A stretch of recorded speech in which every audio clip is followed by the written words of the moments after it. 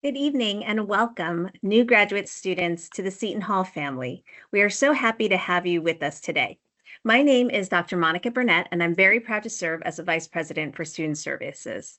In our division, we focus on areas of wellness and support, safety and security, student engagement, academic success, and campus inclusion and community. I'm honored to be your moderator for today. Thank you also to all of our panelists who come from all across the university for also being here. Today, we will review some key content areas to introduce and welcome you to our community and provide you with tips and resources on how to be a successful graduate student here at Seton Hall. So first, we're going to begin with introductions. Panelists, I'll call on each of you to please introduce yourself and your department's role in supporting graduate student success. So first, we're going to start with Dr. Chris Cuccia. Good evening, everyone, and welcome. I'm Chris Cuccia, the Associate Provost for Graduate Affairs at Seton Hall. I'm so thrilled that you're all with us tonight. The Office of Graduate Affairs supports graduate students in a number of ways. We support through the admission process, both in terms of recruitment and hosting the graduate admissions application. We also support in terms of scholarship administration and management, support for new program development, a lot of close work with our faculty as well on new program development and course delivery. So I appreciate everybody joining tonight. I know it's going to be a wonderful and informative program, and we're looking forward to it. Thank you. Thanks so much, Chris. And now we'll hear from Christine Yarwood. Hi, thank you so much, Monica. Again, my name is Christine Yarwood. I work also in the Office of Graduate Affairs. I'm the Graduate Student Success Specialist, and I work closely with Chris and the team on a lot of student engagement events. So we look forward to meeting a lot of the new students this year at a lot of those events. Thank you. Thanks, Christine. Next, we'll hear from Maria Barca. Hi, everyone. My name is Maria Barca. I am the university's lead instruction librarian. And as a lead instruction librarian and librarian at Seton Hall, I provide resources for all of our graduate students to help you with all of your scholarly needs, from journal articles and books to research appointments and any other assistance you might need.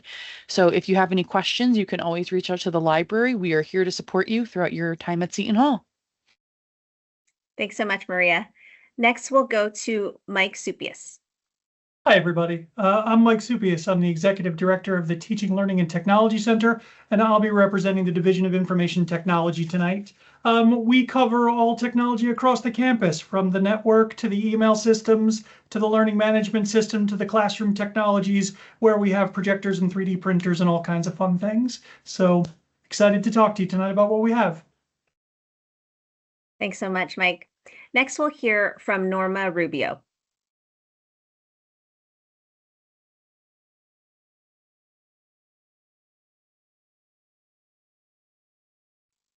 I'm sorry, having some issues with my computer. Hi, everyone. My name is Norma Rubio, and I work with the Office of Research, Grants and Research Services for Seton Hall University. So whenever you are having any issues with grants of research, please do not hesitate to just contact us. Thanks, Norma. And next, we'll hear from Jose Lopez.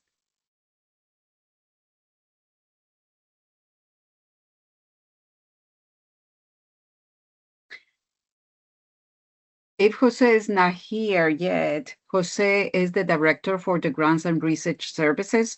So I work with him, and he also has some information in regarding grants for students. There is in the website of the Grants and Office, there is a link for that. So if you're interested, again, do not hesitate to contact us. Awesome. Thanks, Norma. Next, we have Samira Smith. Samira online.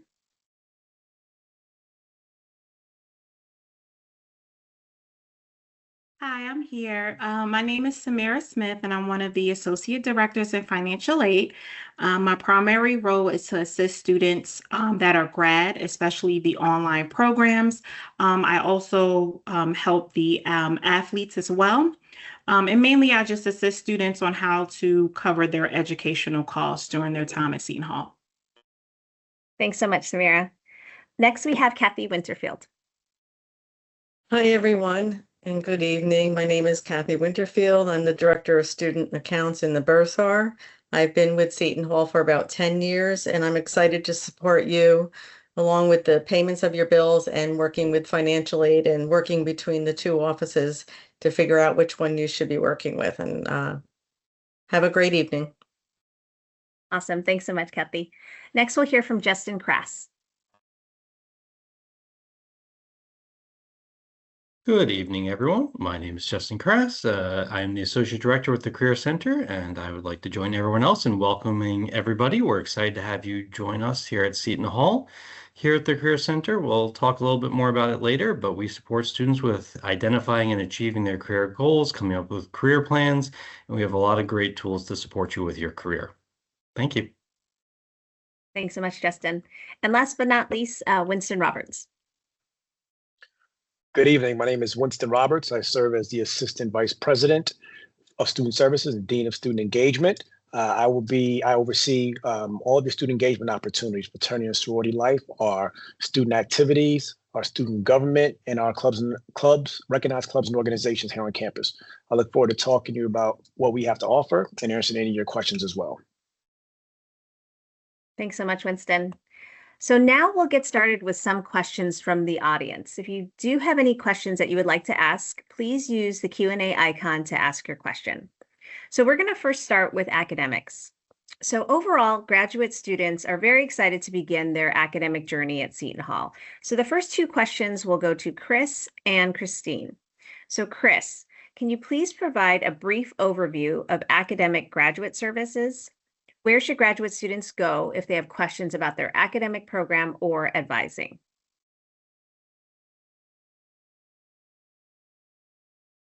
Great. Thanks, Monica. Yeah, and again, welcome everyone. I want to thank you all for joining. We've got over 200 incoming graduate students already with us tonight, and more that I believe are still coming in. So that's fantastic. Thank you all very, very much. I can't believe that we're at the end of summer right now, and in the process of getting ready to start classes in just under 2 weeks. So again, thank you all for being with us. In terms of support services, I'd like to first set the stage because each of you is joining a graduate community at Seton Hall that's comprised of more than 3,500 students from across the land and around the globe, representing over 70 countries, each a unique success story, each reflecting the mission of the institution, and each benefiting from the Seton Hall promise of educating professionals with purpose. If you haven't already, I believe that tonight you'll begin to experience the intimacy of our community while learning about so many of the incredible opportunities and support services that await you. In addition, you'll begin to get a sense of the richness of the institution's history, as well as the support of expert faculty and an alumni base of more than 100,000 that's represented in every field and industry and walk of life. It's that support and the personalized experience that is a hallmark of the Seton Hall experience. I'm proud to say that our faculty, the administrators within our colleges and schools, and those offices that are represented here this evening all go above and beyond to serve our students in the best and most comprehensive manner possible. A lot of the very important services available to graduate students are represented on this panel. I mean, as you've heard already, this is a wonderful opportunity to hear from colleagues of mine in financial aid, information technology, university libraries, student services, the Bursar's office, grants and IRB, and career services. Among the most critical of the academic services, though, if you will, that are available to graduate students really would come in the form of faculty advisement. The faculty is in itself an essential resource for graduate students. For those of you who are pursuing a second degree with us, you know that the dynamic between student and faculty member tends to be a vastly different one at the graduate level. I can say from my own experience that those differences were reflected in both the nature of engagement with the faculty as well as the level of discourse in graduate classes. Your faculty tend to serve in a number of roles during your time at Seton Hall, including mentor, guide, consultant, certainly teacher, and even research advisor. Many of you have likely been assigned a faculty advisor already, and for those who haven't, you may expect to receive such information prior to your first class with us. It's important that you connect and engage with your faculty advisors as early and as often as possible. The faculty assist with everything from the selection of courses, the exploration of career opportunities, oftentimes in collaboration with career services, which you'll hear more about later on, dissertation and thesis support, and recommendations for future programs or professional pursuits. Worth noting is that delivery of academic advisement varies from college to college and even from department to department within a college or school. That's why I always recommend to new graduate students that they remain in close contact with their academic department, who will be able to direct them to the appropriate resources internally. In terms of additional support services that are also more academic in nature, if you will, I'd want to briefly make reference to critical services such as the Academic Resource Center, or ARC as we call it, the Writing Center, and university libraries. You'll hear more about these services in the time that follows during this session from the subject matter experts themselves. But suffice it to say, the Academic Resource Center can assist graduate students with critical components of graduate life, such as time management, work-life balance, and test-taking strategies. Effective writing skills and the ability to convey ideas in research and writing are also essential aspects of the graduate experience. And in that regard, the Writing Center provides both synchronous and asynchronous tutoring writing services. And then finally, from among the list that I have provided, University Libraries offers subject librarians and research support, among other services, that can be extraordinarily beneficial to graduate students. Scholar study rooms are also available to graduate students as a quiet place to conduct research and complete assignments.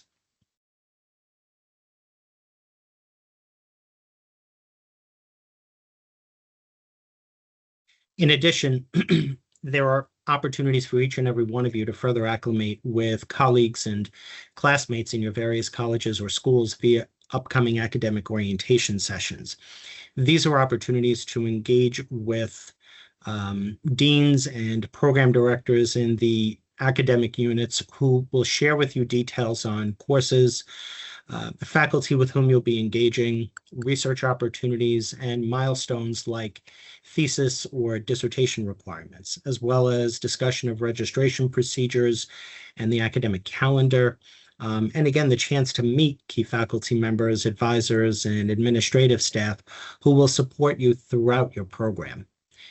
And so with that, it's now my pleasure to introduce my colleague, Ms. Christine Yarwood, who will share with you a variety of engagement opportunities for graduate students. Thanks, Chris. We really appreciate you all joining us tonight. And we're really excited that you are becoming part of the Seton Hall community. And we want to make sure that you engage with our office, the Office of Graduate Affairs. Graduate Affairs is one of your gateways to connection, support, and opportunities that help you thrive both academically and personally. And we encourage you to engage with the office throughout your graduate journey. There's many opportunities to build community through special events and social gatherings, participate in learning opportunities like Lunch and Learns and different speaker series. There's opportunities to grow professionally through events in partnership with the Career Center, and to connect with important campus resources. Our goal is to help make the most of your graduate experience, both inside and outside the classroom. And just a few of the highlights in these areas. there are many more, but just a few. We host a graduate student holiday social during the annual tree lighting. This creates a unique opportunity for you to build community, expand your campus connections, and participate in a signature university event. So we're really excited that we've been able to bring that to our graduate student community. We are offering a bi-weekly lunch and learn sessions virtually. And this is presented by our office in collaboration with many of our key campus partners. These interactive lunchtime events connect students with essential resources, expert guidance, and opportunities for personal, academic, and professional growth. And these kick off on September 9th with the library showcasing how they help support your graduate research. And then in the spring, one of our premier events is our Graduate Student Appreciation Week. This is an offering that basically just celebrates you, our graduate students. And then the biggest thing too is there's a host of things that we offer and support, and it's important that you stay connected with us. And we have several ways that you can do that. The first and most exciting, and we hope that you'll join us, is at our Welcome Week socials. That will be September 1st through 3rd.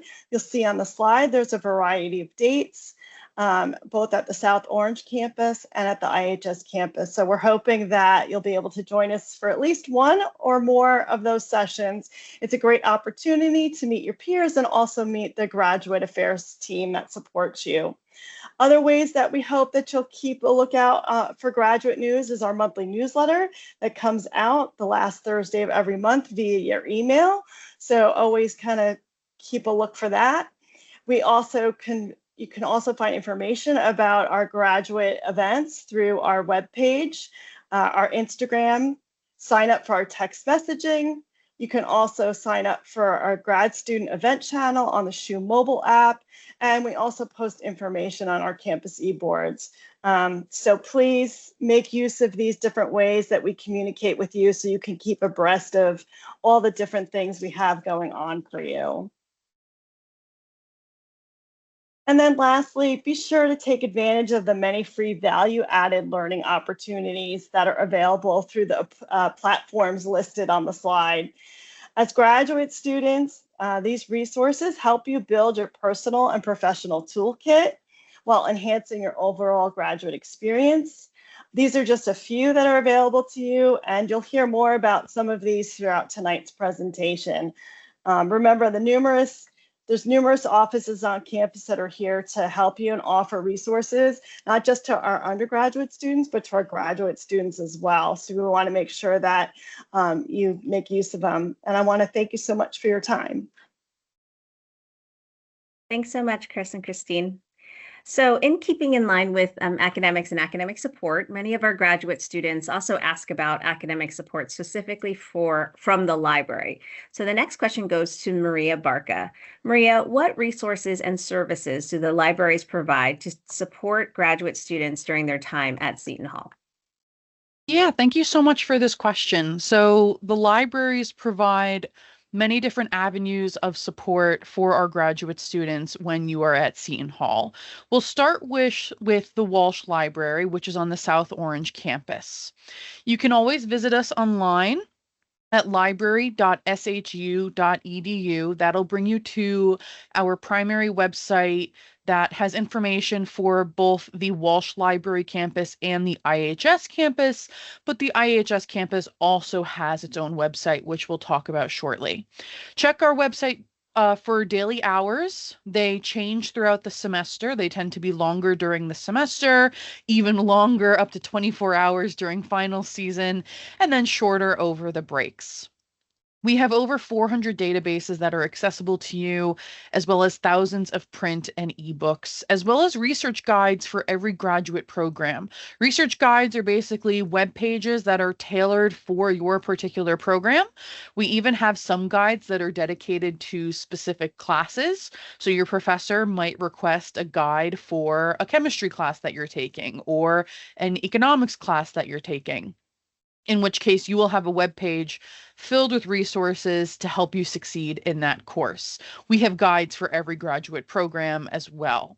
We also offer individual research or citation appointments. If you want to sit down one-on-one with a librarian, you are extremely encouraged to do so. We love doing research appointments with our students, especially our graduate students who are doing really complicated, complex research, whether it's for an in-class assignment or for your master's thesis or PhD dissertation. We're happy to sit down with you and have an appointment with you. You can have a research appointment either in person or online via Teams. Graduate students are very, very busy, and so we want to make sure we're really flexible about how and when we can meet with you. We also really importantly have a research data services unit in the library. The research data services unit is basically a unit dedicated to research data. And so if you have any questions about finding data, collecting data, analyzing and visualizing data, or questions about data management, you're encouraged to reach out to our research data services unit. You can find information about them on the front page of the library website, and we'd be happy to sit down with you again in a one-on-one appointment in order to help you out. We also offer workshops with research data services that you are welcome to attend, and through research data services, we have access to a lot of software, from qualitative software like Atlas TI to quantitative software like Stata and SPSS. If you ever have any questions, if you're looking for a particular resource or you find a resource but you notice that maybe there's an error in accessing it, you can always email us at ask@shu.libanswers.com. Your question will get sent to all of the librarians and someone can help you out. Online, you can access our databases and research guides anytime, anywhere. If you're off campus, accessing our resources might require you to sign in with your Seton Hall credentials, but otherwise, you'll be able to access everything. We also have an Ask a Librarian live chat support on the homepage. If you ever go on our homepage during chat hours, which is Monday through Thursday, 11 to 3 p.m., you'll be able to speak to a librarian in real time by clicking on the Ask a Librarian chat button. We also importantly offer dissertation and thesis support. Your dissertation or thesis will ultimately reach the library for publication in both our institutional repository and in the database ProQuest. And so we are here to help you in the final stretch of your graduate school career to ensure that your work is perfect and ready to be published in the repository and in ProQuest. In terms of spaces, there's quiet study areas in the library, as well as study rooms that require 2 or more people. We also have a couple of desktop computers and, of course, Wi-Fi and library staff who are always ready to help you out. In the Walsh Library, we also have a prayer room, a wellness room, and a lactation room. And on the first floor of the library, we have our special collections, archives, and gallery, which you're encouraged to go check out. They have amazing resources there that you can use for research or that you can just explore out of personal interest. There's a Dunkin' on site and a 24/7 study space. So if you find yourself on campus late one night and you want to work on campus and don't feel like going home, we have a 24/7 space in the library that you can use. Now pivoting towards our Nutley campus, our IHS library. The home is the home library to the School of Health and Medical Sciences and the College of Nursing. We have librarians there as well who are able to help you out with any of your questions. In terms of physical spaces, there are study carrels throughout the library as well as printing services. There is a print reference collection at the IHS campus. Unlike the Walsh Library campus, these books cannot be physically checked out, but you are free to use them within the library for whatever you might need them for. There's approximately 20 study rooms, which you can book up to 7 days in advance. Rooms tend to be taken up really quickly, so it's encouraged you book them in advance, as well as one really nice quiet study room. And we even offer book delivery. If you would like to have a book from the Walsh Library campus sent over to the IHS campus, that can be arranged. Similar to the Walsh Library campus, folks at IHS have access to the same databases that you would have access to on the Walsh Library and the South Orange campus, as well as access to core health sciences resources, including CINAHL, the Cochrane Library, Bates's Visual Guide, and F.A. Davis PT collection, just to name a few. You can always meet with our IHS librarians if you need any help with research or citations, whatever your question may be. Consultations can be held in person or via Microsoft Teams. And just like at the Walsh Library, our Research Data Services unit extends over to the IHS campus. And so you can get support there, as well as dissertation and thesis support if you're at IHS. This is just a picture of the IHS Library Common area.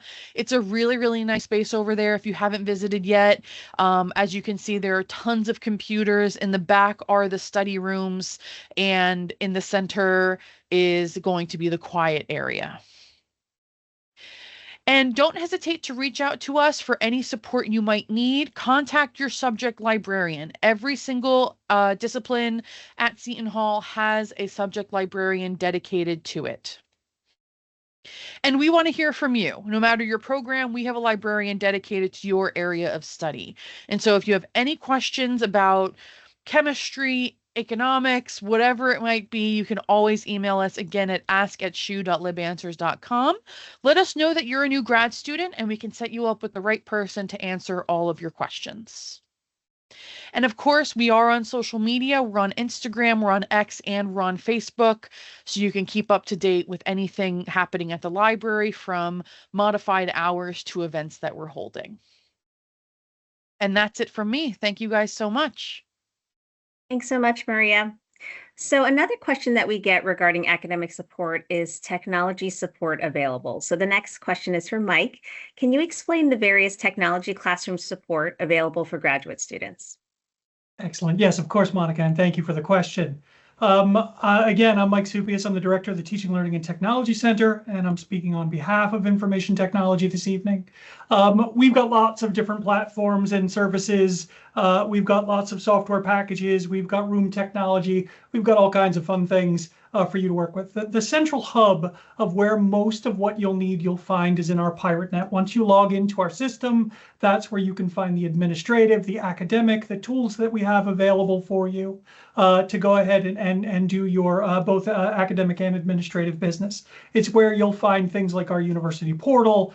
You'll find access to your Pirate Net card. Your Pirates Gold card or your ID card. You'll find access to the Office 365 suite, to the podcasting platform, to Qualtrics, to any number of things. As you can see, it's got pretty much everything you'd need in there, and then there are some other things that we can talk about. Now, before we get too far past logging into PirateNet, I want to make sure that everybody understands that we take security here on this campus incredibly seriously. We require all faculty, staff, and students to use two-factor authentication to get into our services. We use Duo. It's a very common platform. You may already have it for multiple other services. If not, though, we can certainly help you get set up. There's web information about it, and certainly any of our service desk people can help you get set up using Duo. After that, once you're in there, you're going to really be thinking about your online learning platforms, right? Our primary online learning platform is Canvas. I saw a question in the Q&A earlier about using Canvas. We offer workshops on how to use Canvas, and obviously there's plenty of information online. Simply go to shu.edu/canvas or /technology/canvas. Both places should work, and you'll be able to find a little bit about accessing the platform. If you've never used it before, as I said, we run workshops, we have instructional design, we have open labs. There are a number of ways that you can get support to do that. We also, being an Office 365 campus, use Microsoft Teams. That's what we're using this evening. You may find many of your instructors, especially those teaching online or asynchronously, will use this platform, offers communication, chat. You may have virtual office hours with a faculty member that you use Microsoft Teams for. And then we also have the Echo 360 lecture capture system. It's one of those places where your faculty may choose to pre-record lectures. You may choose to pre-record presentations or other things that you're sharing with people. It does polling. It does a number of other things. Most of that platform you can either access through PirateNet or through the Canvas Learning Management System. One of the other things, if you are taking online or asynchronous courses or are doing exams online, we use a platform called HonorLock. It is a very simple, easy to install, easy to set up, easy to use platform that allows you to ensure that the work that you are doing is being fairly moderated, is being proctored properly, and that all of your classmates and everything are doing exactly the same. Drop dead simple to set up. There are help guides online if you need them. Your faculty, if they're using the platform, will certainly send you information about how to get it set up the first time. In this world of everybody needs lots of multi-factor and everything else, this one is really simple to get up and running. So, I highly recommend that you take a look at the platform, and if your faculty member is using it, go ahead and get it set up and running. It'll be super simple for you. As I kind of already mentioned, we are an Office 365 campus. That means that you have access to the full suite of Microsoft Office, not just when you're here on campus, but as soon as you log in, you go into PirateNet, you've got Word, Excel, PowerPoint, SharePoint, Outlook, Teams, obviously, and probably most importantly for many of you, OneDrive. Right? OneDrive really should be the place where you are storing all of your work, right? All of your academic and administrative work you should be putting in there. You've got 1 terabyte of storage in the Microsoft Cloud. It allows you to go ahead and keep all of your material in one secure cloud-based location. So no matter the device that you're on, whether it's your phone or your tablet or your laptop or your mom's laptop or your dad's office computer or whatever, you can get access to your files. So you want to make sure that you are taking all of your things and taking advantage of the Office suite.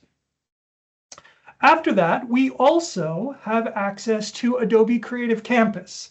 That means that each and every one of you now can log in at shu.edu/Adobe and request an Adobe license. And as long as you are a student at this university, you will have full access to Adobe Photoshop, Illustrator, InDesign, Premiere, and dozens of other applications all in the Adobe Cloud. You will be able to download that software onto your devices. You will be able to use that software in any capacity you wish. Doesn't mean that you have to be enrolled in a class that's teaching Illustrator. You want to learn how to use Illustrator?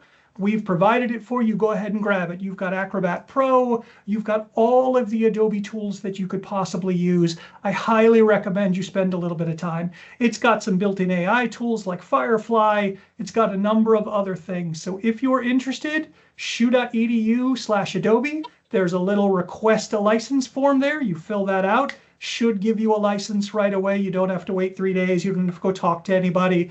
Just request the license, and you should receive an email from Adobe giving you instruction on how to download, install, and do all of those things. Obviously, if you have a question about any of these things, you can certainly reach out to tech support here at the university. I'll talk about that in just a couple of minutes, but do yourself a favor and start to take advantage of some of these resources. Even if you don't need them for a class, they are there for you. You want to learn how to edit video or audio or podcast or anything else, we've got tools for you. Speaking of which, not only do we have the tools for you, we have lots of training opportunities that will walk through these things. Everything from the basics of Microsoft Office to using Canvas. In fact, I think there's a workshop for students for Canvas right now, and there will be a couple more here at the start of the semester.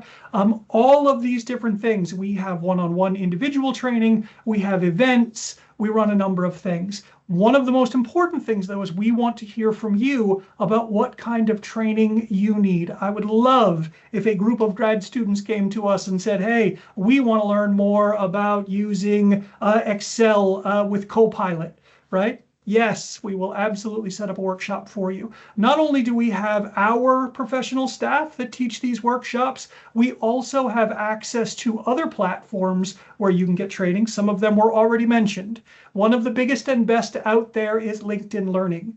Yes, you can learn anything about Microsoft products at LinkedIn Learning, but more importantly, you can learn a lot about all kinds of life skills, all kinds of professional skills. They have everything on there from being a more creative individual to learning photography to job interviewing skills to resume building, all the way out to I want to learn, the very subtle nuances of coding in Python, right? It's got thousands of self-paced courses for you that are actually excellent to go through. You can pick and choose, you can get credentialing from LinkedIn, you can do all kinds of things as you go. All right, one of the greatest things that we have going on that we just launched in the last few months is our new Innovation Hub.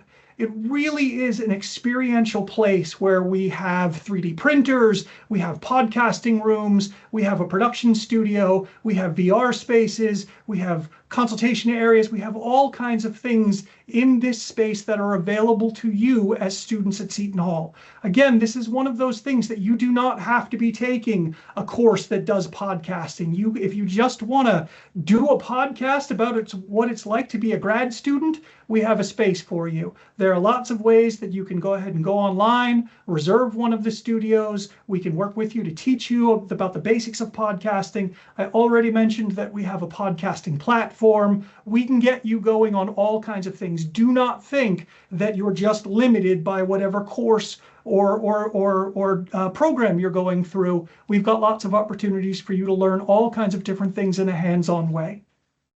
Okay.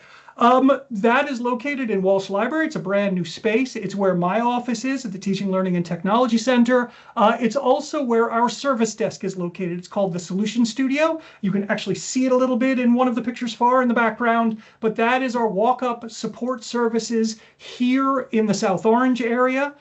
It will allow you to get help setting up your phone with the network or fixing something on your laptop or whatever we can help with. Even as grad students, we'll go ahead and do that. If you need to request SPSS, if you need access to a platform, if you're having trouble with Qualtrics, whatever it is, we can help you out there. We have walk-up support on all 3 campuses, here in South Orange at the Solution Studio and the Innovation Hub, at the Law School in the Rodino Center, and on the IHS campus in the Information Commons located right there in the library. I think that's about it for me. So guys, thank you so much for the time. I'm sure I'll see you at the end, but we got lots of stuff. We want you to use it. I'll talk to you later. Thanks so much, Mike. So now we're going to switch to academic research support. So some students have questions about academic research support for graduate students. So these questions are for Norma and Jose. So Norma and Jose, what are some resources to support academic research conducted by graduate students? Are there tips regarding grants and compliance? Thank you, Monica. So we introduced earlier Norma Rubio and Jose Lopez, the director of the Office of Grants and Research Services. So our office is basically focusing on helping everybody in the community at Seton Hall who's doing research and scholarship work. Our office, as the Research Services says, offers the resources and the infrastructure that is needed at the university. So we'll talk a little bit about research compliance and the different research requirements there that are involved there. But I'd like to talk more specifically about you as a graduate student, what resources are available to you. So one of the key things that I want to point out is that, as I was pointing out, our mission in the Office of Grants and Research Services is to support research and innovation at the university. And our university is classified as a Carnegie R2 research university. So this means that we have a high research activity, and we are among 139 doctoral universities in the United States who have this designation.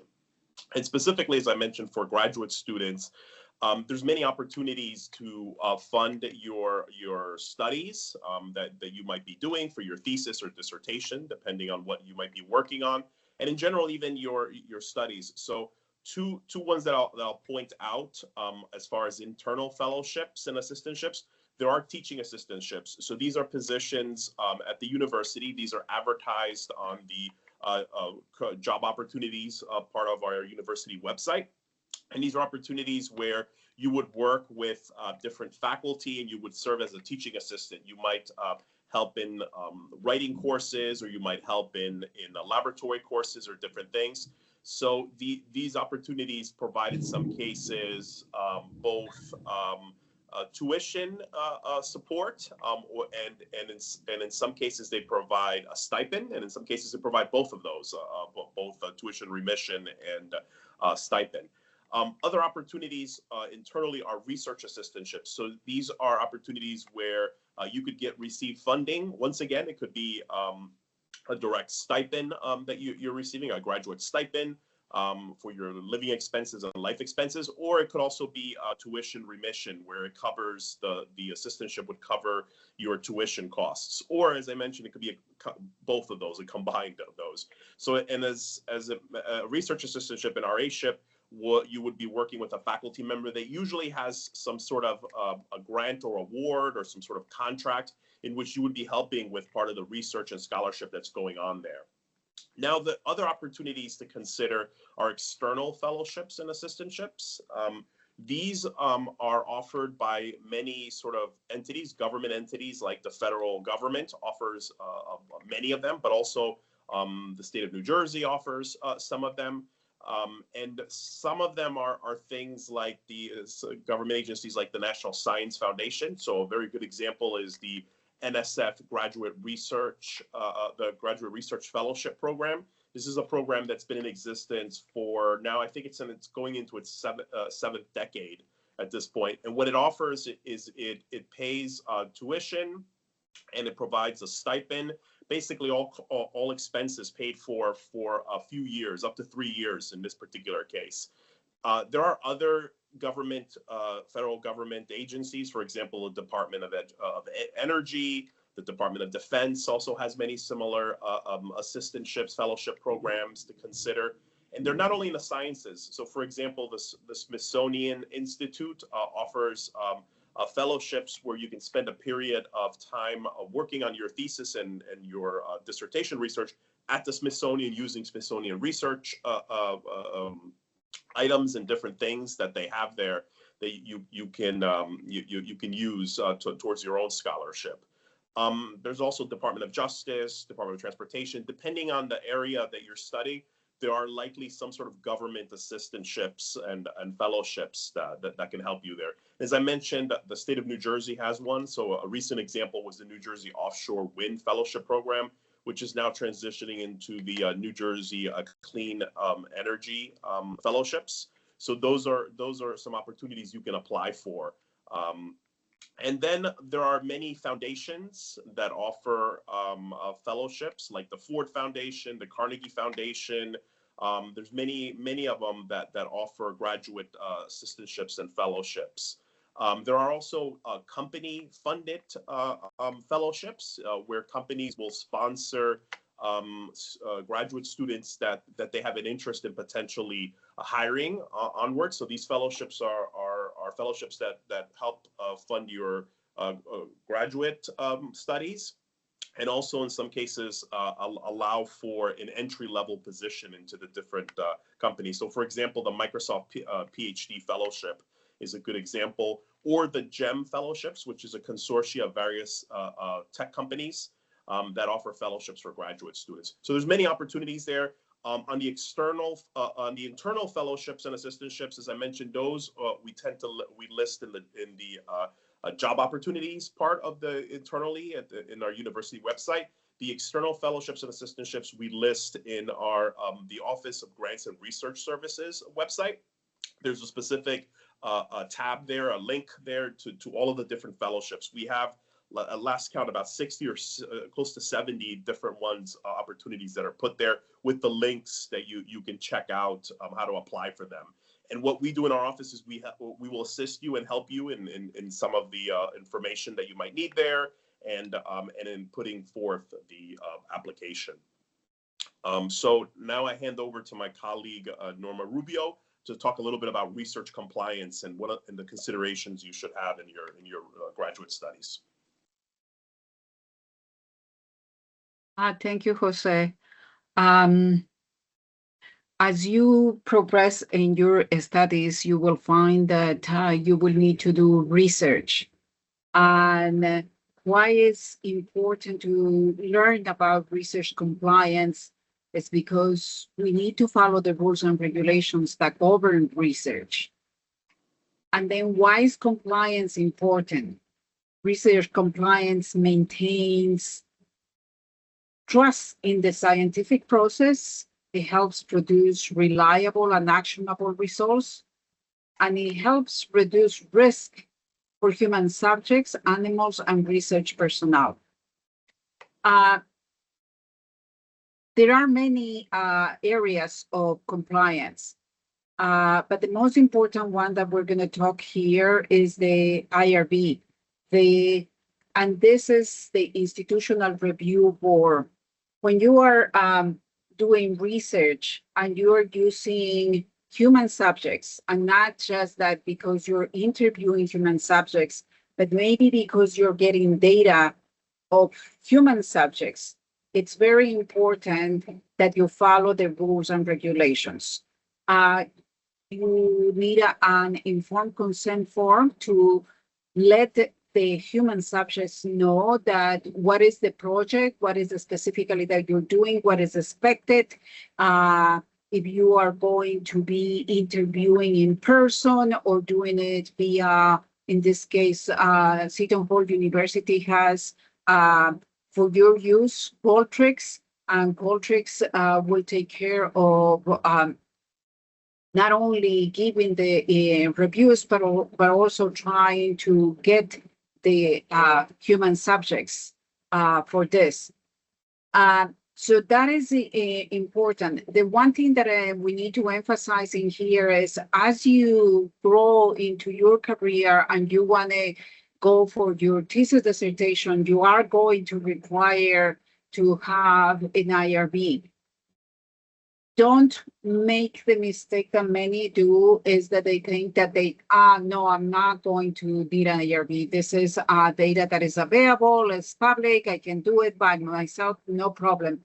Please consult with the office, because we have many cases that at the end, when they are doing the thesis dissertation, they cannot graduate it because there has not been an IRB approval for certain areas of the thesis dissertation. So that's important to know. And Seton Hall University has the unique training. For that, we have the city program. When you go to our website, all the information is there. You just had to go and choose the modules that they are required.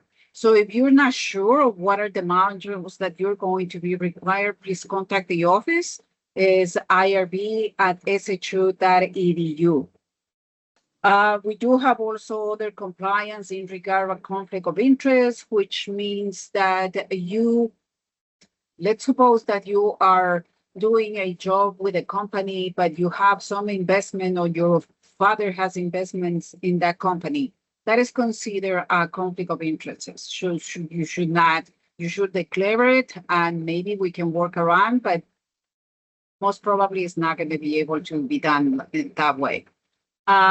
We also have animal compliance, which we don't have that much right now, but if it is necessary, you need to contact us. Those are the most important things. Our website has all the compliance requires for research. And please, if you have any questions, irb@shu.edu. We will happy to help you. And welcome. Thank you. Thanks so much, Norma and Jose. So next we're going to switch gears a little bit and talk about financial support. Some of our graduate students are concerned about financial aid options. So thank you so much, Samira. This next question is for you. What is the typical financial aid experience or process for graduate students, and what are the requirements to receive financial aid? Thank you, Monica. So we have a lot of different ways to help cover the education costs. Just for an example, we have the grad merit scholarship, we have loans, we have a grad assistantships, which students can use to help cover the cost of grad school because grad school is very expensive. So the first thing is the grad merit scholarship.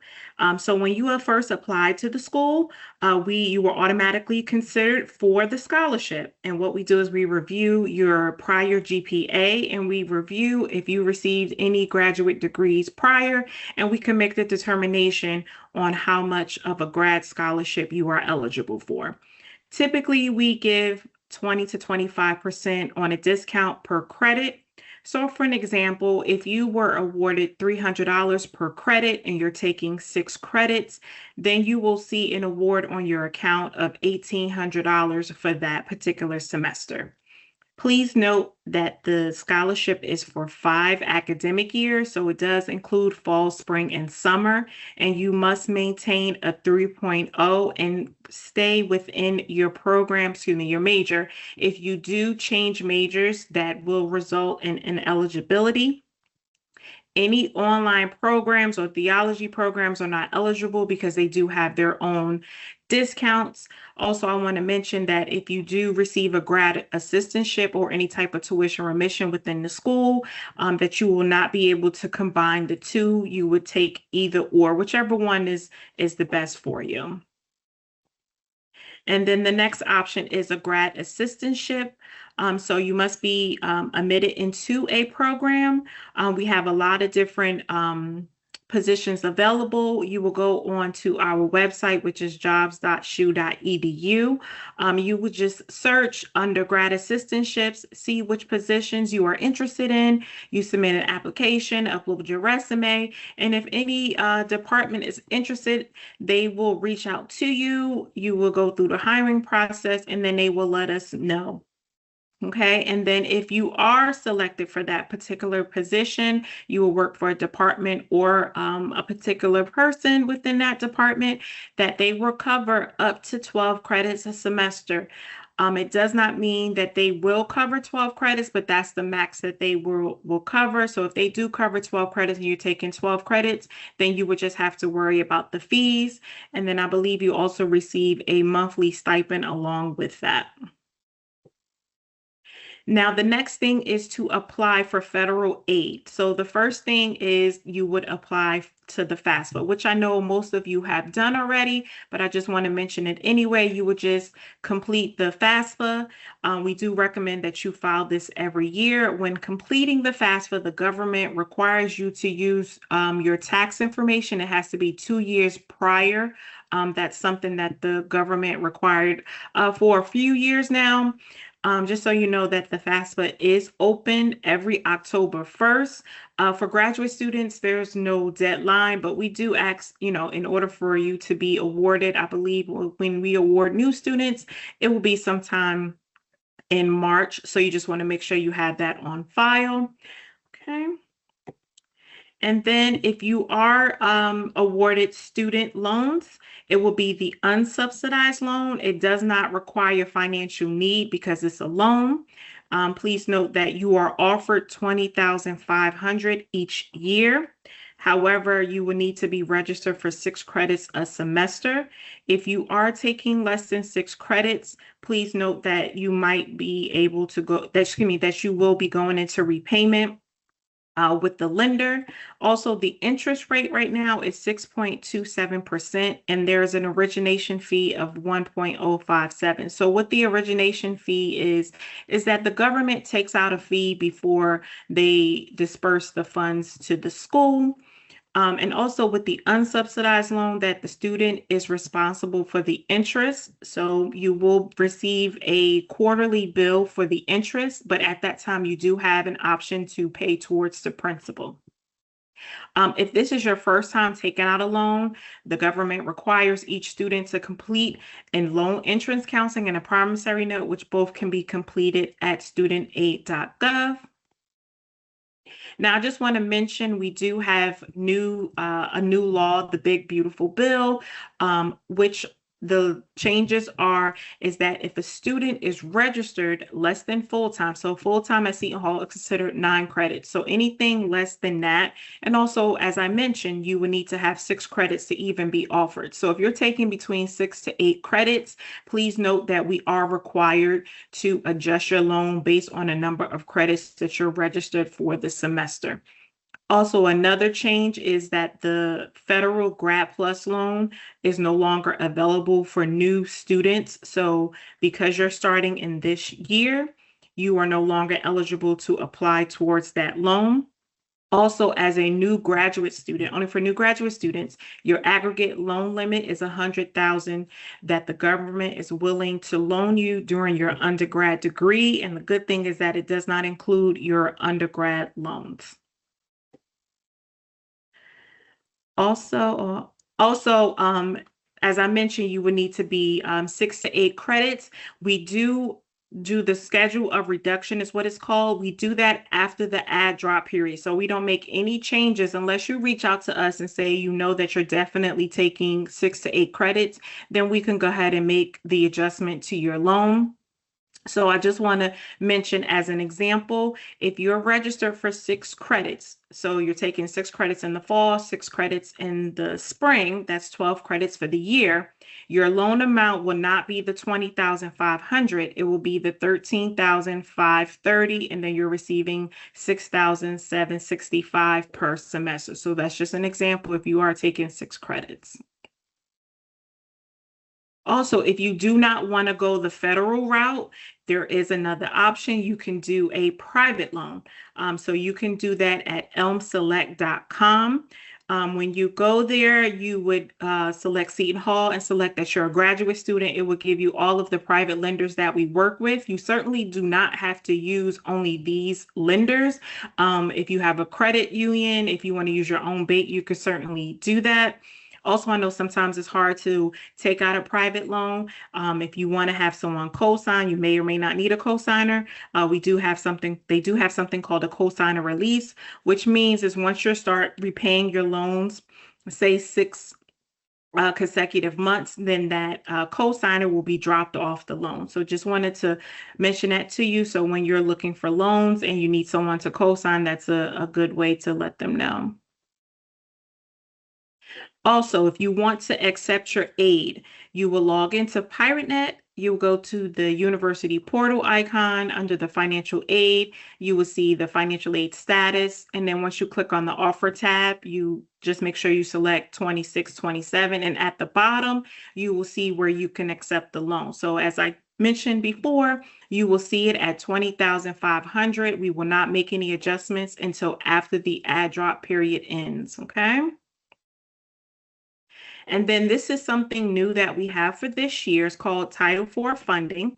So some of you probably have seen this as soon as you go into your financial aid section. So we just need to know if you have any excess funds, how the school is supposed to disperse it. So you will go directly into your PirateNet. When you go under the financial aid status, you will see to view the questions. It's just the first question is if you have any credit, do you want the school to use it for future term, or if you want us to use it towards non-institutional charges. So for an example, a non-institutional charge is a parking pass. So do you want us to use that credit to cover that particular charge? So you just need to go ahead and answer that. And then if you need to reach us, we are located in Bailey Hall. We're open Monday through Friday, 8:45 to 4:45. You can also email us at financialaid@shu.edu. I do want to mention that this is our peak time, so it may take us a little bit longer to reach out to you. If you are not able to see us in person, you can always schedule a virtual appointment. You can click on the QR code, or you can type in the shu.edu/financial aid appointment. I do want to mention that if you do reach out to us via email, that it is important that you add your student ID within the email. It just helps the process move a little bit smoother when we're trying to respond to you. And then I'll hand it off to Kathy Winterfield. Thank you so much, Samira. Very important information and very helpful. So in the same way, graduate students are asking about some of the payment services available. So the next question is for Kathy. Kathy, what are some services the Bursar office provides, and how can graduate students access their payment portal? Thank you, Monica. And again, welcome for everyone to Seton Hall. My team and I, we handle your student accounts, your billing, and your refunds. You'll see your bill in your student portal, and you can pay online through your portal with a credit card. And in person, you can pay with cash or check only. Payment plans are available, and I've seen a couple questions in the comment section about that, and I put a link there for you. And refunds are issued by paper check, but the desired is direct deposit is preferred, and then there's no checks that are lost in the mail, and you have them within 3 to 5 days. I'm going to take you through a couple of those steps. As Mike had showed you before, under the IT section and technology, this is the university portal. This is how you get to everything that you need about financial aid and about your billing statement. This is what it looks like for student accounts. When you click on there, the view and pay your bill is the very top of that. If you're an international student, or if you just want to wire funds rather than do a credit card or a check, you can actually click wire payments and use that section from here too. Believe it or not, this is a little blue section on the bottom where you have to hit continue. This tells you what's there. This is what links you into your payment portal. Refunds. I really highly suggest that if you're going to be borrowing excess funds for living expenses or for tuition or for books, that you set up a direct deposit refunds. This is what your portal looks like. And on there, I have circled for you the tab on the top. You have to do the two-step authentication. And here's where you set everything up. It looks complicated. It's very quick. It's very user-friendly. You can just step through it, but I would like to just, a picture's worth 1,000 words. So I just wanted you to see the visual.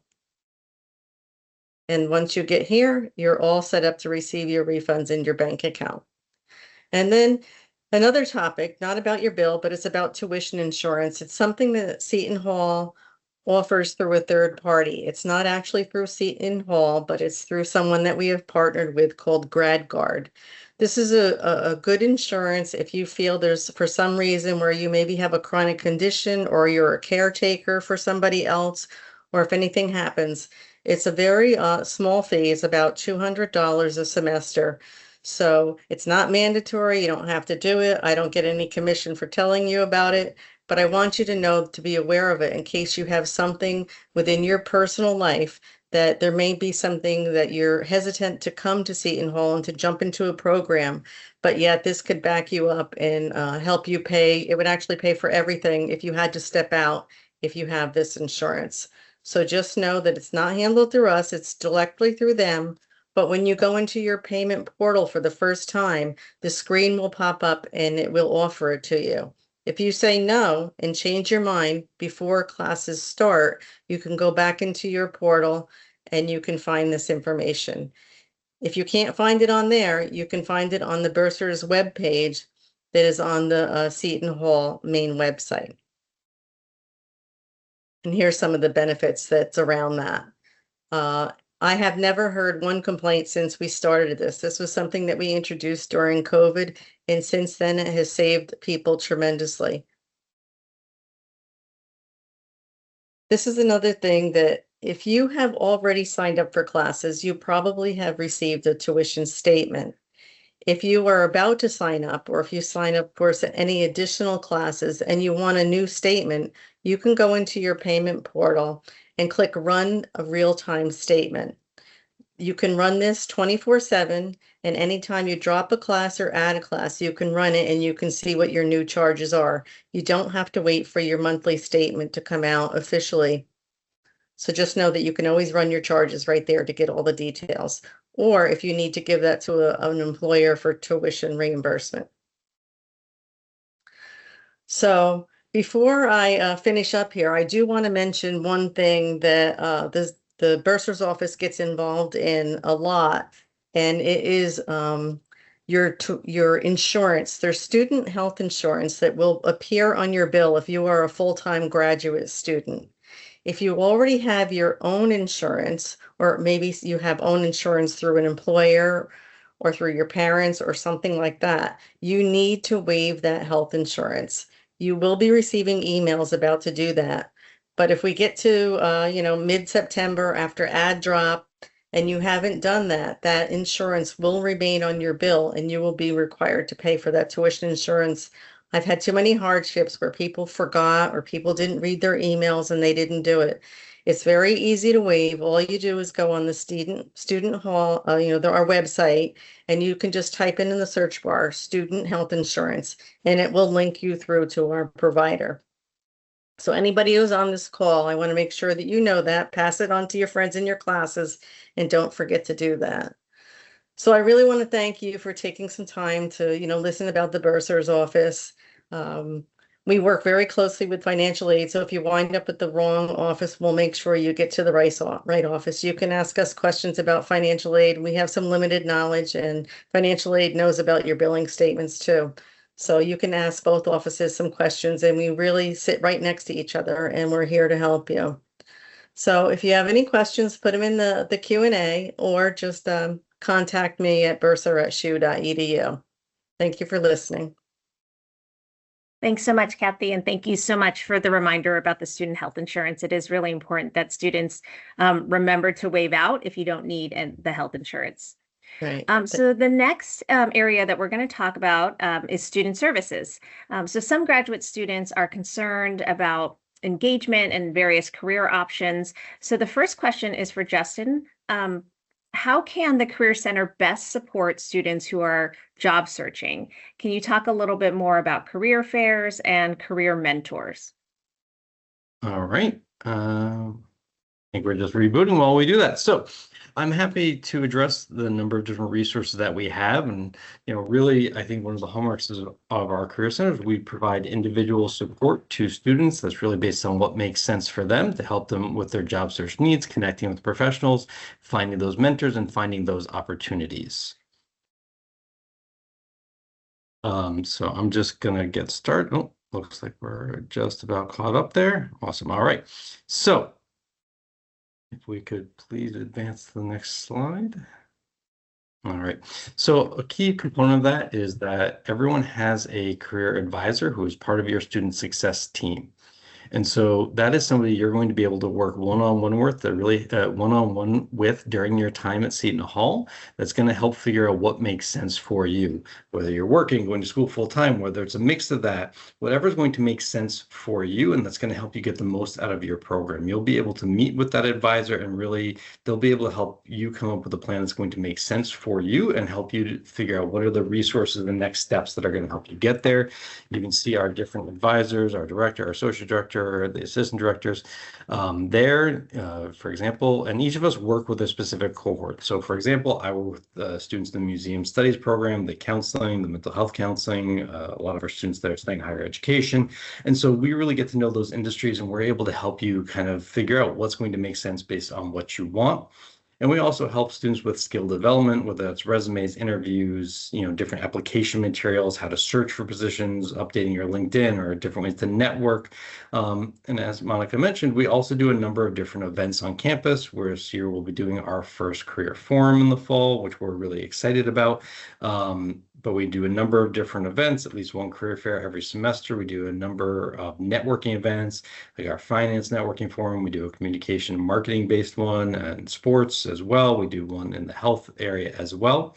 So there's a lot of different opportunities. We also do smaller scale events. We've done some based on law. We've done them based in a number of different areas. So we have a lot of different things and a lot of different resources that are available to students, and they're available all of the time. If you could please advance to the next slide. Thank you. So you can see some of the different events that I mentioned.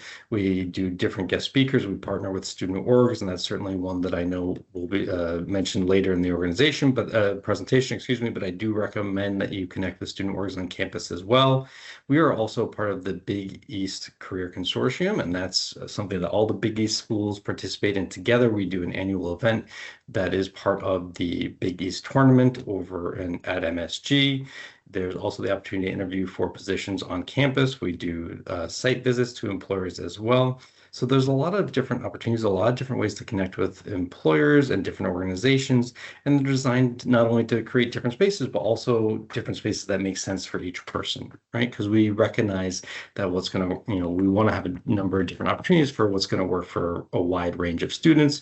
And there will be opportunities that are both in person and virtual. We do the lunch and learns that were mentioned earlier, but we also partner to do other workshops and series as well. The next slide, please. And so there are a number of opportunities to connect and a lot of opportunities to find mentors. One of those is 1220. That is our online job internship event kind of database that we manage for students. That's where you can find information about all the events that we are hosting, events that employers are hosting that we are aware of that we want to share with students. There's also a mentor feature within that where you can look for mentors, both current students and alumni, that are open to speaking with folks about their careers, offer advice, etc. We also manage a LinkedIn group that I would recommend everybody join. That's another way to connect with alumni. And we have a number of alumni that come back and participate in a lot of our events, a lot of our networking events. The majority of people that do participate are alumni. So there are lots of opportunities for you to connect and form those connections and really start to connect with people in the spaces where you want to be, but also get that advice that is tailored for you and where you want to go. We partner with a lot of the academic departments and faculty. We manage our Pirates Closet, which if you're not familiar, haven't heard of that, that's a great initiative that was started a number of years ago by a student in the Buccino Leadership Program that they've since graduated, we now manage. But basically, we have a closet in our offices where any student is welcome to come in and get some attire if needed to help make sure that they're able to form the impression that they want when connecting with employers and organizations and networking.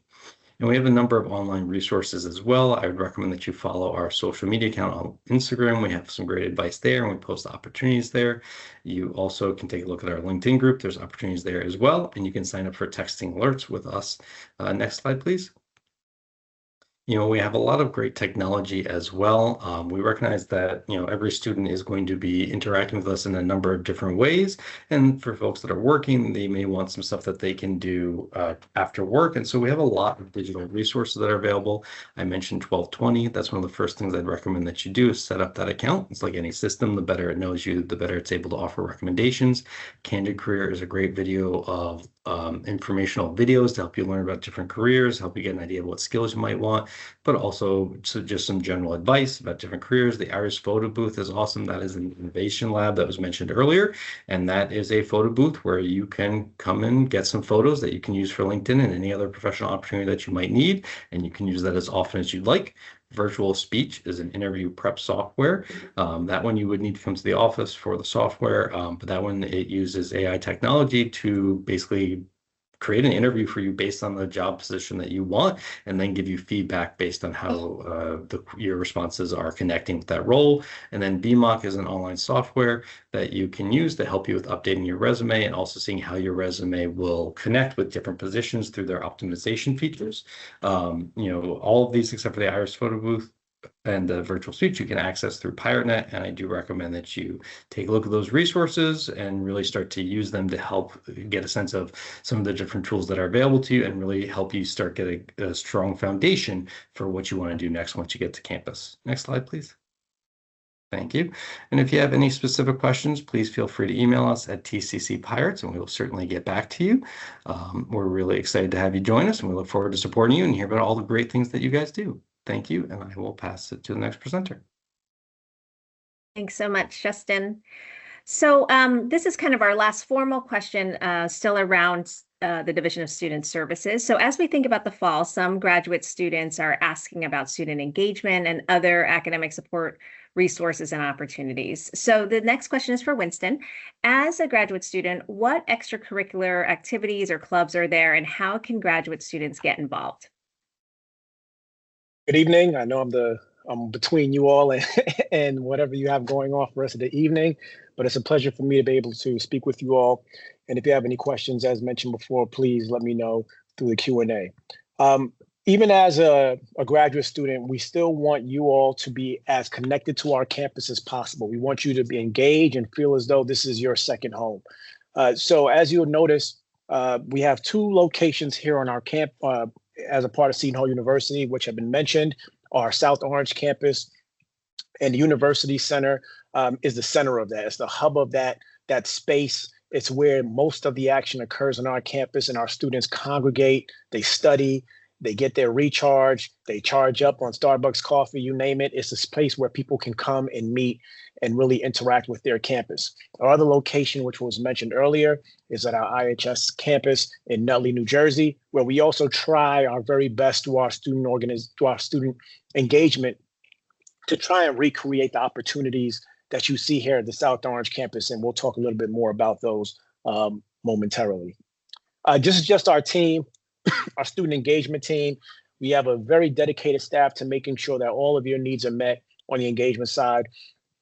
And even if this is the first time that you've been on this campus, or if you are an undergrad here and are transitioning into our graduate programs, you may know some of these faces already, but we really want you to become familiar with who these folks are, including myself as the Assistant Vice President overseeing this area. We have a wealth of knowledge to share opportunities with you as graduate students to stay connected to our campus.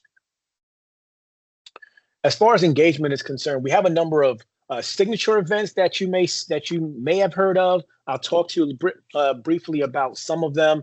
We have our hallmark fall event. Is our Christmas tree lighting ceremony that happens before the start of the holiday season. It's a great chance for our entire campus community to come together and celebrate not only the campus, but the start of the Advent season with the lighting of our 60-foot Norway spruce tree that's also on our green. We also have a number of concerts and events that will happen in the fall. Specifically, we'll have Music Under the Stars. We'll have Movies Under the Stars. In the spring semester, we have a large carnival that we will engage in. We also typically have a Shoe Speaks series in which we bring a speaker to our campus. And once again, we have a concert that also happens on our campus. That these are all opportunities that you are able to participate in as graduate students. And in the middle of all of that, many of our clubs and organizations, as well as our Student Activities Board, are running a number of programs that are smaller in nature that you'll see across the green. The campus is extremely vibrant during the course of the academic year. And we understand that for graduate students, that may be something that may not always mesh with your class schedule. But if you are on campus and you see something happening, we do encourage you to get involved. We do encourage you to participate and also enjoy some of that fun that our undergraduate students are also engaged in. Our clubs and organizations on our campus is also a major part of our offerings. We have over 120 active student clubs and organizations on our campus.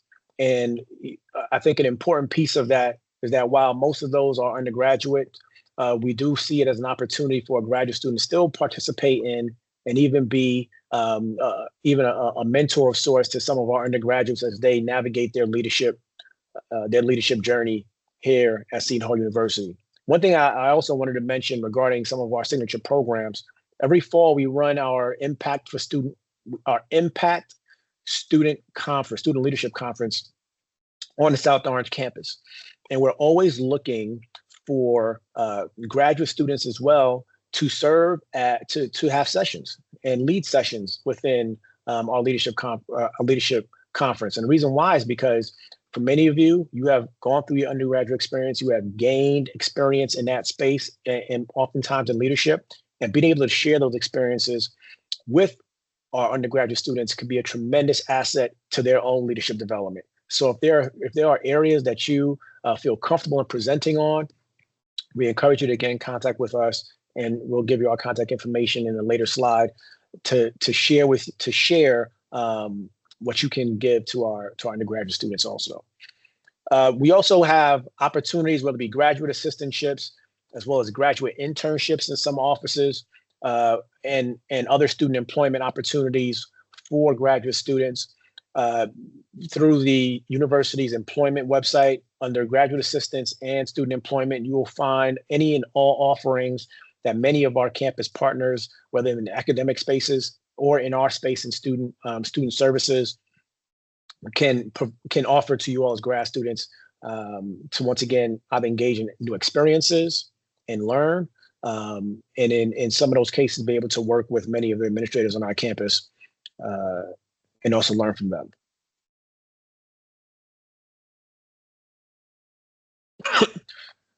Thankfully, we have a place and space on Seton Hall's campus that allows for us to navigate all that is offered here in our engagement areas. The platform is called Seton Hall Mobile, and within Seton Hall Mobile is a program called Campus Groups. Within that Campus Groups, you have access to all of the events that are happening on our campus, that are being hosted by our campus partners, being hosted by our student clubs and organizations, and being hosted by our engagement team from the Office of Student Engagement. So even if you can use this to identify what works for your schedule, and you can set all of that up. And the great thing is that it's embedded into the university's Seton Hall mobile app. So it's a one-stop shop where you can obviously engage in following your academics, but also your engagement. So you will see when there are large-scale programs occurring on our campus and you can register and RSVP for them. You'll see when we host events that are when we purchase tickets to sporting events, or we purchase tickets to Broadway shows. These are all things that you can facilitate through our mobile app.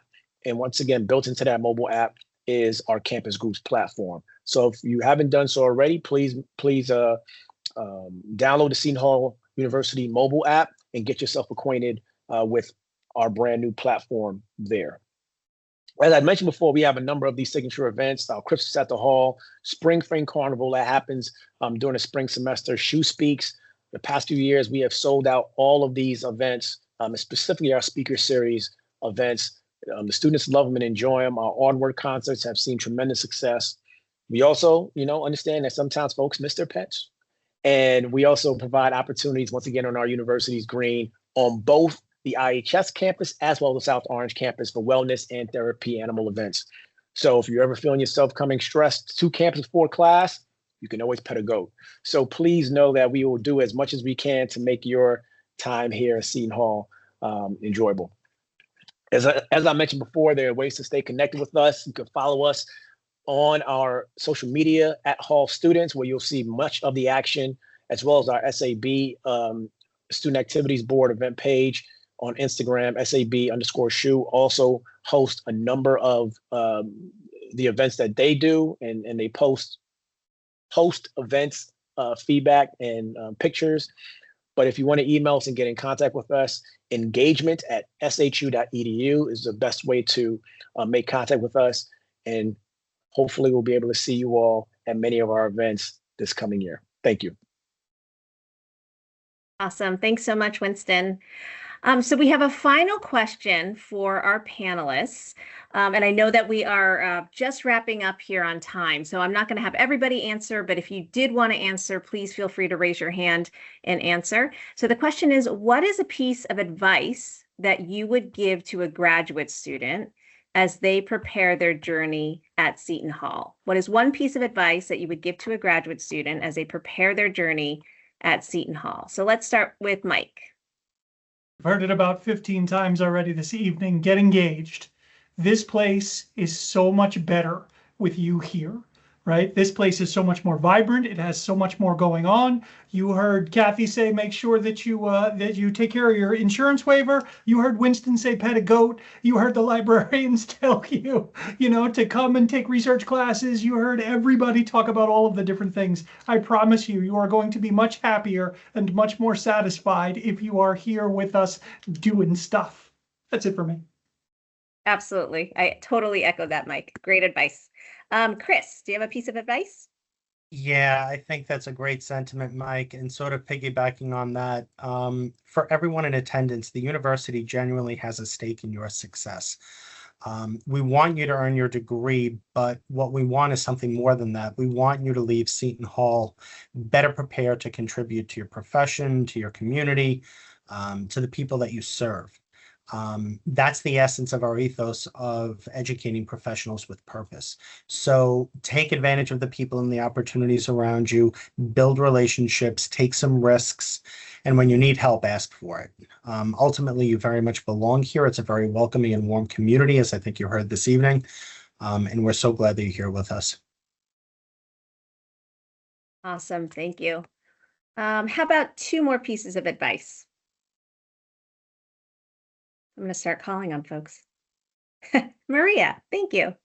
Yeah, of course. I would say, you know, reach out for help if you need it. I'm a librarian. I love when people ask me for help.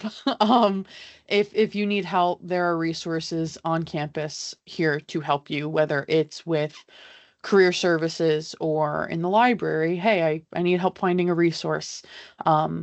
Everybody on campus is so warm and welcoming and inviting and would be happy to help you and answer any questions that you might have. So don't hesitate to reach out. No question is a bad question. We're here to help you. Thanks so much, Maria. Justin? Yeah, I would echo everybody else. Be proactive, reach out. We're happy to help. And I think the other thing I would add is just really have fun and enjoy what you're studying. I mean, you chose to get this advanced study in this topic that interests you, that's going to move you forward, and really just don't be afraid to immerse yourself in it. Take advantage of all the things that we have, everything that you heard about, and, kind of have fun with it, right? That's part of why you're here also, is to study it and enjoy it and learn more about it and figure out what you can do with that knowledge. So really just have fun. Awesome. Thanks so much. Let's wrap up with one more. Winston, do you have one great piece of advice besides petting a goat? As I mentioned before, and Mike mentioned this also, engage, this campus is your new home. Get yourself as connected as possible. But I also think share your experiences, undergraduate students that you're going to be, you may even be in a class with some of them who are in some of the advanced courses. Share your experiences, help others out. And then in the same vein, meet them in their spaces, have fun. And, being a graduate student doesn't mean you can't enjoy the place that you are. So please get connected. Excellent. Kathy? As a recent graduate, I can give some advice. Don't rush through, enjoy every minute, and because I'm done and now I miss it. So don't rush through. That's great. And congratulations as well. Thanks. Okay, so our graduate affairs team is doing a fantastic job answering the questions in the Q&A as well. And I just wanted to wrap up this session by just saying thank you. Thank you to all of our presenters on the call today. Thank you to all of our new graduate students. We can't wait to meet you and see you in the next couple of weeks or so. But one of the things that we also want to share with you is that our mission at Seton Hall is really to educate the mind, the heart, and the spirit. And we really focus on not only creating opportunities for holistic student success, but also ensuring that you have a welcoming, supportive campus environment for everybody. So all the folks on this call are ready to help you to do that. So please, as everybody said, ask for help. We're available to you. And if you have any questions, definitely please ask. I think we have a question. Glenda, if you could throw your question in the chat, that would be great, just so we can make sure to capture that.